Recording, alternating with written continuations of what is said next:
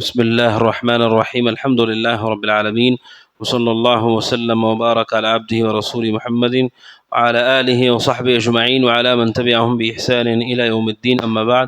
شیخ محمد بن جمیل زینو رحمہ اللہ نے قرآن اور حدیث پر عمل کے بیان میں آخری سوال ذکر کیا ہے اس باب کا، جو کہ ایک اعتراض بھی ہے اور ایک شبہہ بھی ہے بہت سارے لوگوں کے دلوں کے اندر۔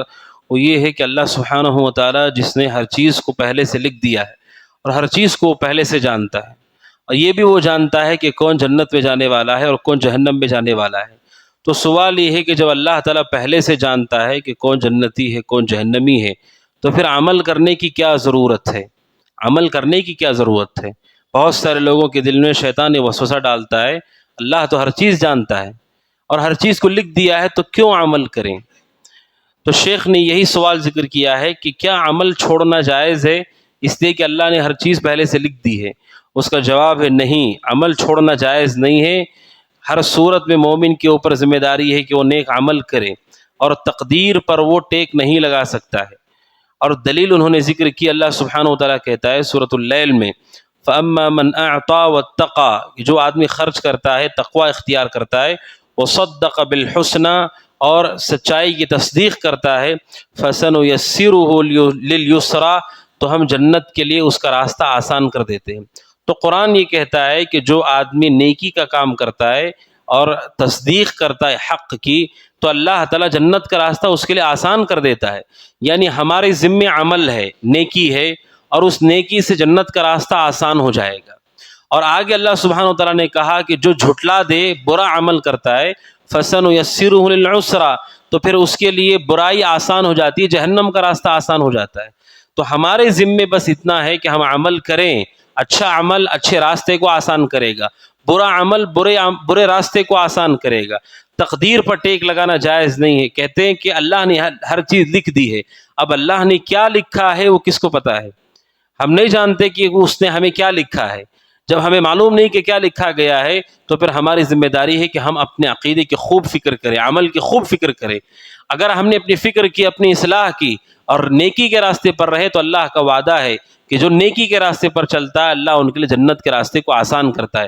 ایسا نہیں ہے کہ کوئی آدمی نیکی کے راستے پر چل رہا ہے لیکن اللہ تعالیٰ اس کے لیے جہنم کا راستہ آسان کر رہا ہے، نہیں۔ سورۃ اللیل کی اس آیت میں اللہ نے کہا جو نیکی کرتے ہیں جنت کا راستہ آسان ہو جاتا ہے۔ کیا لکھا ہے ہمیں نہیں معلوم، ہمیں نیکی کے راستے پر چلنا ہے، اللہ نیکی کو آسان کر دے گا۔ برائی کے راستے پر چلیں گے، جہنم کا راستہ آسان ہو جائے گا۔ اس لیے کہ تقدیر اللہ تعالیٰ کا راز ہے، اللہ تعالیٰ بہتر جانتا ہے اس کو، اور یہ اللہ تعالیٰ کا ایسا کام ہے کہ ہم اسے سمجھ نہیں سکتے، پوری طرح ہمارے عقل میں آنے والی چیز نہیں ہے۔ ہم عاجز ہیں، ہماری عقل بھی کمزور ہے، محدود ہے، ہماری نگاہیں بھی محدود ہیں۔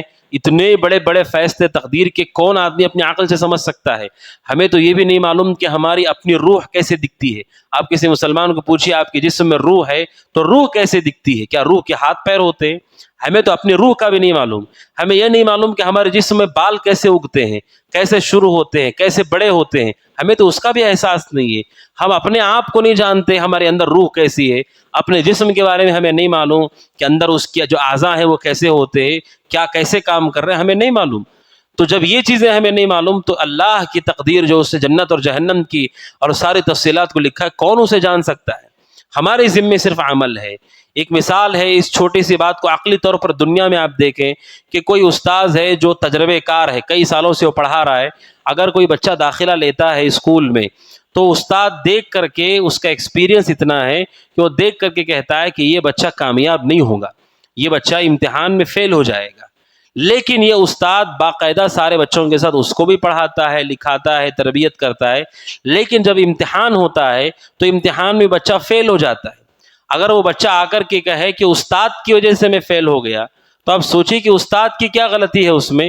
استاد کا مسئلہ بس اتنا تھا کہ اس کے پاس اتنا علم ہے، اتنے سالوں سے پڑھا کر کے اسے دیکھ کر کے لگتا ہے کہ بچہ کا پڑھ نہیں سکتا ہے، اس کے ہاؤ بھاؤ سے، اس کے عادات سے اس کو لگتا ہے۔ تو اس کے تجربے کو غلطی کے لیے ذمہ دار ٹھہرانا، بچہ یہ کہے کہ نہیں ان کی وجہ سے میں فیل ہو گیا، تو استاد کہے گا سب کے برابر میں نے پڑھایا، لکھایا، تربیت کی، تم نہیں لکھ سکے، تو اس میں ہمارے علم کی کیا غلطی ہے؟ کہ ہم اس کے علم اور تجربے کو غلط نہیں کہہ سکتے ہیں.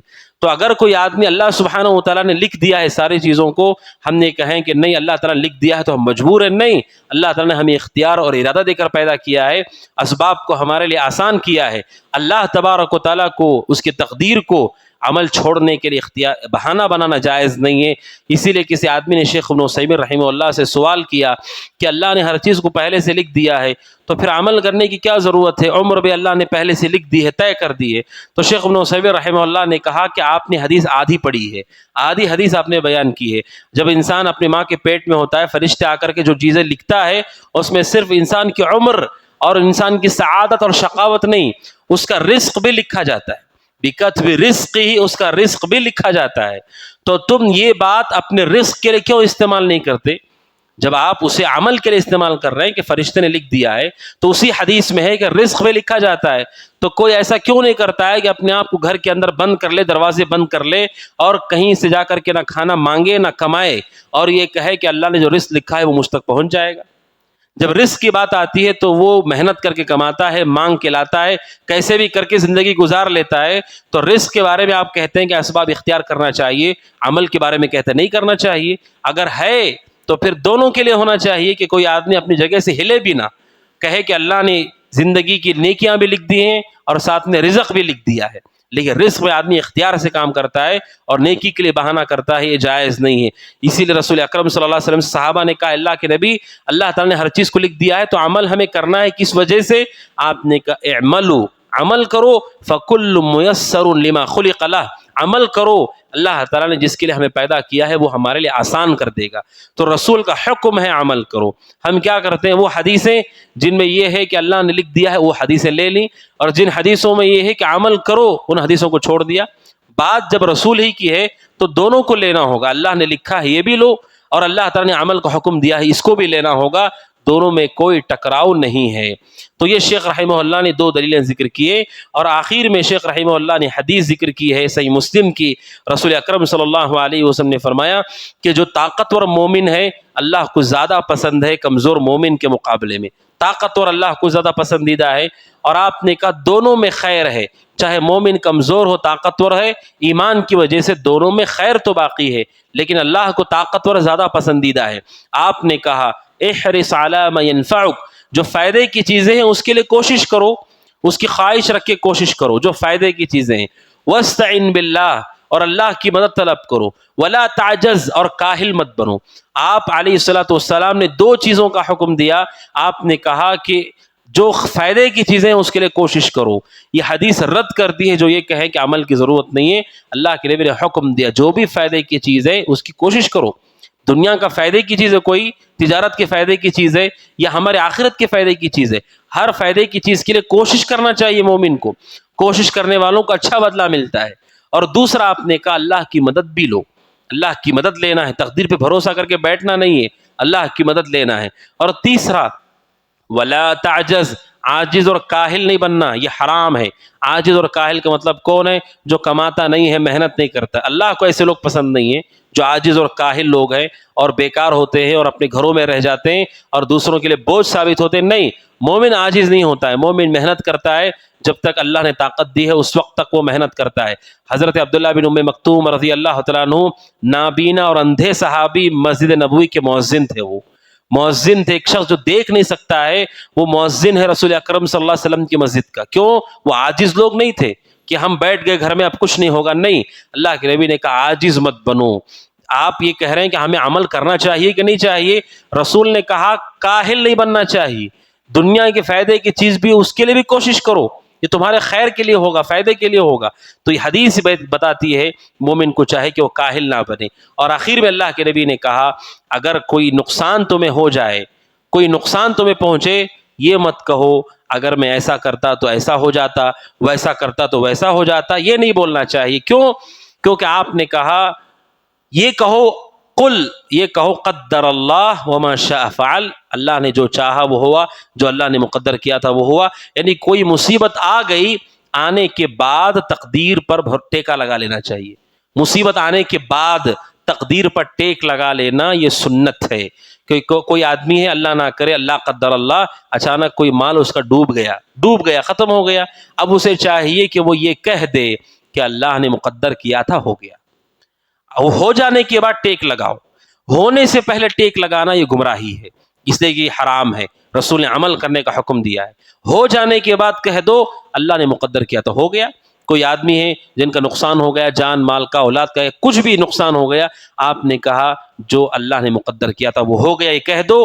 آپ نے کہا اس لیے کہ اگر مگر جب آدمی بار بار کہتا ہے تو شیطان کا راستہ کھل جاتا ہے، کوئی کہتا اگر میں ایسا کر لیتا تو ایسا ہو جاتا، ویسا کر لیتا تو ویسا ہو جاتا، یہ شیطان کے راستے کو کھولتا ہے، جو اللہ نے مقدر کیا تھا آپ کے ساتھ ہو چکا، اگر مگر سے کوئی فائدہ نہیں۔ بلکہ علماء نے یہاں تک کہا ہے اگر ایسا ہوتا تو ایسا کر لیتا، یہ غیب کا دعویٰ ہے، یہ غیب کا دعویٰ ہے۔ کیوں؟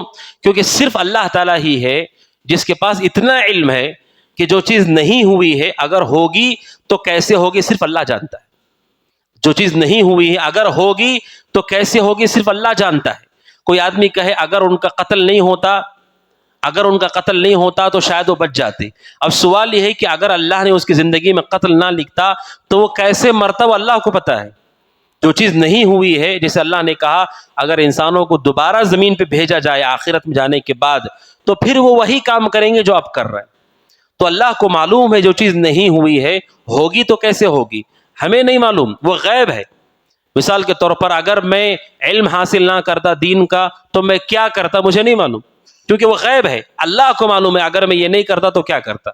یہ خاصہ صرف اللہ کا ہے، جو چیز نہیں ہوئی ہے اگر ہوگی تو کیسے ہوگی، جیسے اللہ نے کہا اگر میں دوبارہ ان کو جہنم سے نکال کے دنیا میں بھیجوں تب بھی وہی عمل کر کے آئیں گے جو اب کر رہے ہیں۔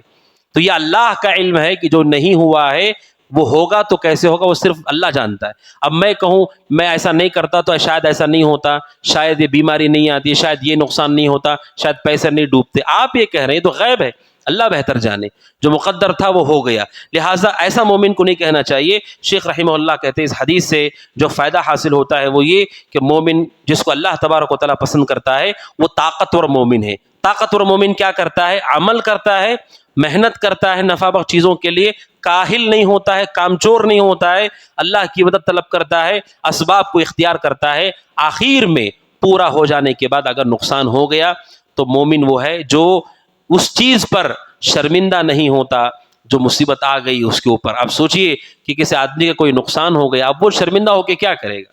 اگر مگر کر کے وہ کیا کرے گا؟ مومن ایسا نہیں کرتا ہے، بلکہ اللہ کی تقدیر پر راضی ہو جاتا ہے اور کہتا ہے قدر اللہ وما شاء فعل۔ سورہ بقرہ کی آیت شیخ نے ذکر کی ہے، اللہ تعالیٰ کہتا ہے وعسى ان تکرہوا شیئا، کہ تم کچھ چیزوں کو ناپسند کرتے ہو جبکہ وہ تمہارے لیے بہتر ہیں، اور کچھ چیزوں کو تم پسند کرتے ہو وہ تمہارے لیے شر ہے، نقصان ہے، اللہ جانتا ہے تم نہیں جانتے، اللہ جانتا ہے تم نہیں جانتے۔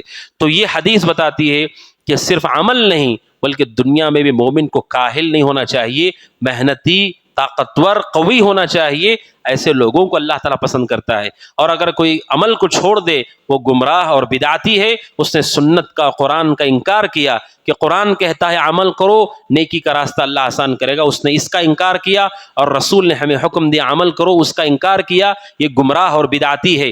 اور یہ آدمی عقل کے اعتبار سے بھی کمزور ہے کہ وہ آدمی یہ کہہ رہا ہے عمل نہیں کرنا چاہیے لیکن کماتا محنت سے ہے، اس کا مطلب یہ ہے کہ وہ اپنے فائدے کے لیے ان باتوں کو استعمال کر رہا ہے۔